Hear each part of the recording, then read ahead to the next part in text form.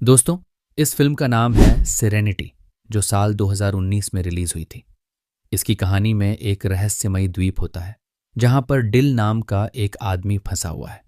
वो ये जानने की कोशिश करता है कि वह इस द्वीप पर आया कैसे और कब, क्योंकि यहां से बाहर जाने का कोई रास्ता नहीं था। समझने के लिए अंत तक जरूर देखें। फिल्म की कहानी शुरू होती है तो हम देखते हैं डील को, जो इस कहानी का मुख्य किरदार है। डिल के पास एक बोट है और उसे मछली पकड़ने का बहुत शौक है। डिल प्लाईमाउथ नामक एक द्वीप पर रहता है। पैसा कमाने के लिए अक्सर वह कुछ टूरिस्ट को मछली पकड़ने के लिए लेकर जाता। डिल उनके लिए रॉड सेट करता और टूरिस्ट खुद मछली पकड़ते, जिससे उन्हें बहुत खुशी होती थी। इसके बदले में डिल को कुछ पैसे मिलते थे। आज भी डिल और उसका साथी दो टूरिस्ट के साथ हैं जिन्होंने मछली पकड़ने के लिए पैसे दिए थे। लेकिन आज कुछ अलग होता है। जब मछली पास आई तो डिल अपने क्लाइंट को रॉड देने से इनकार कर देता है। असल में डिल काफी समय से एक खास मछली को पकड़ने में लगा था और आज शायद वो मछली उसके हाथ आ जाती।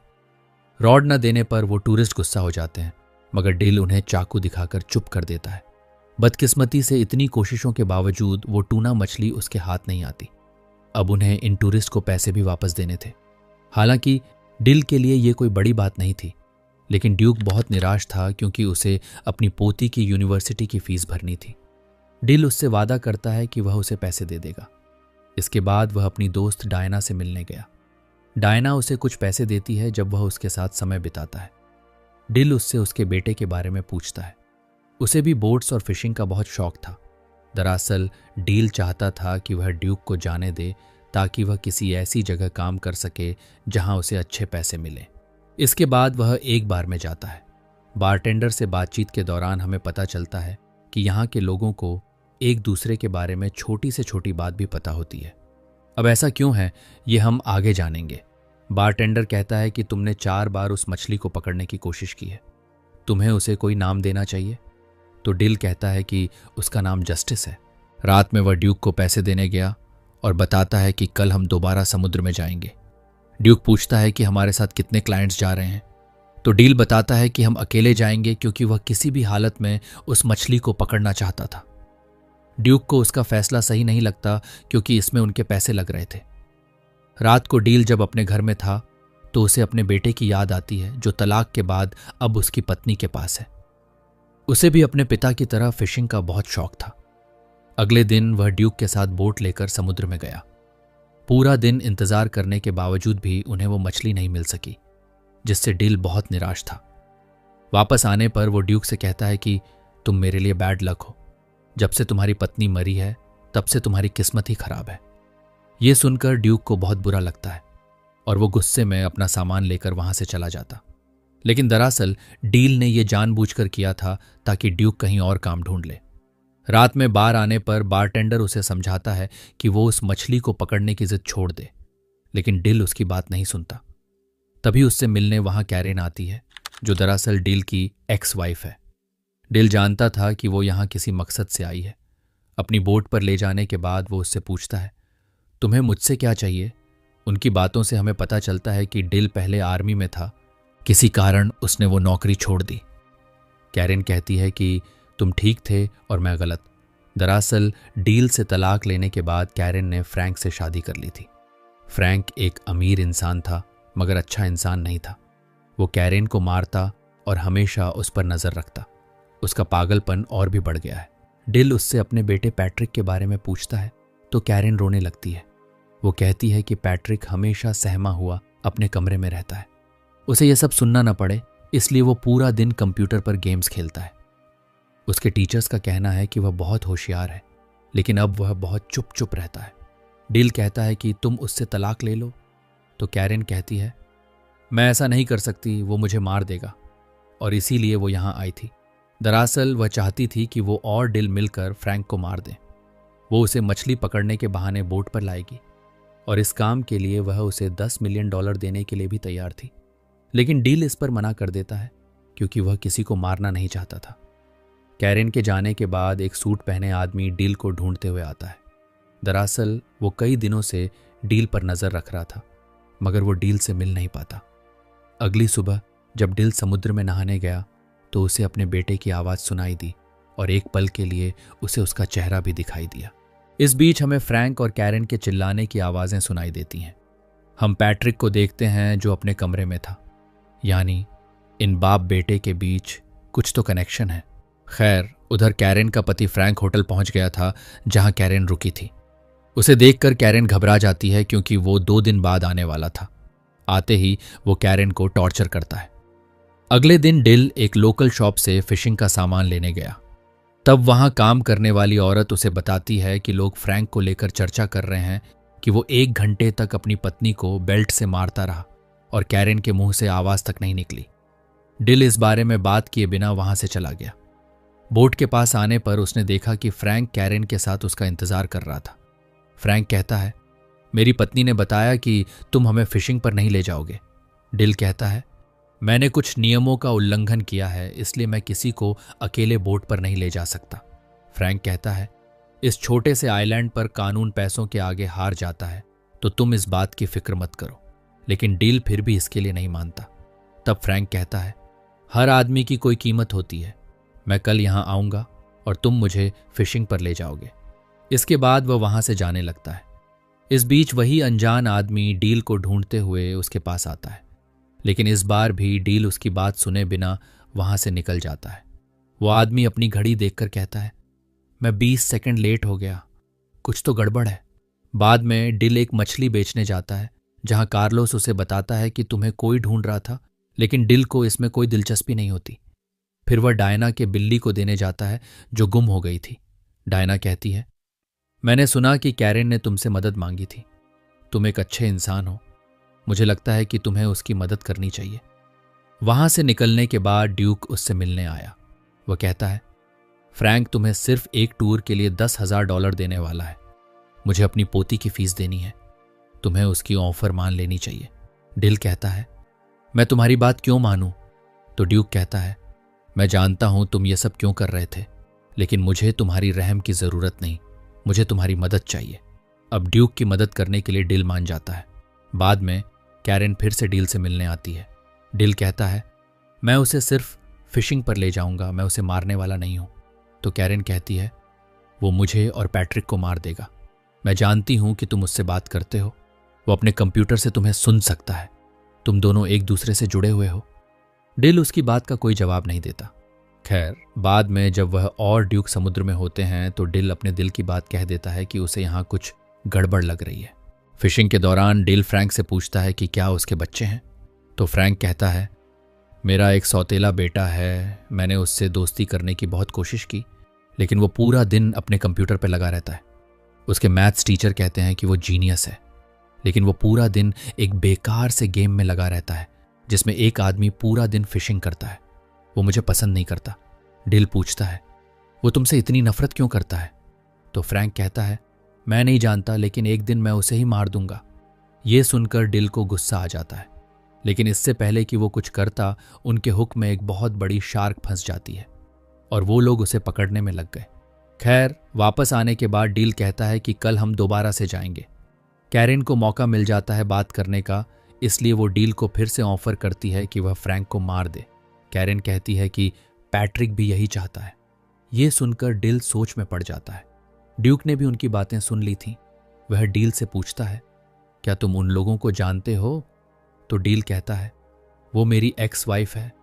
आर्मी में नौकरी के दौरान मैं एक जंग पर गया था। वहां से लौटने के बाद मुझे पता चला कि वो फ्रैंक के पास जा चुकी है। ड्यूक उसे सलाह देता है कि हालात चाहे जैसे भी हों, उसे किसी को मारना नहीं चाहिए। रात को डिल कैरेन से मिला और अब वह इस बात के लिए राजी हुआ कि वह फ्रैंक को मारेगा। उसे बस पैसे चाहिए। वह ये सब प्यार व्यार के लिए नहीं कर रहा। जब डिल घर आया तो वही अनजान आदमी उससे मिलने आया था जिसे हमने फिल्म में कई बार देखा। खैर, वह एक डिवाइस लेकर आया था जिससे डिल उस ट्यूना मछली को पकड़ सकता है जिसे पकड़ने का सपना डिल बहुत समय से देख रहा है। और ये डिवाइस वह आदमी डील को मुफ्त में देने वाला था। उस आदमी के मुंह से निकल जाता है कि यही खेल का नियम है और मैं ही नियम हूं। यह सुनकर डिल को अजीब लगता है और उस आदमी पर शक भी होता है।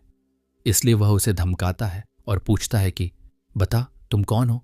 तब वह आदमी, जिसका नाम रीड है, बताता है कि असल में ये सब असली नहीं है, ये बस एक खेल है, और खेल का नियम है कि यहाँ कोई मरेगा नहीं। तुम एक कैरेक्टर हो और तुम्हें उस ट्यूना मछली को पकड़ना है।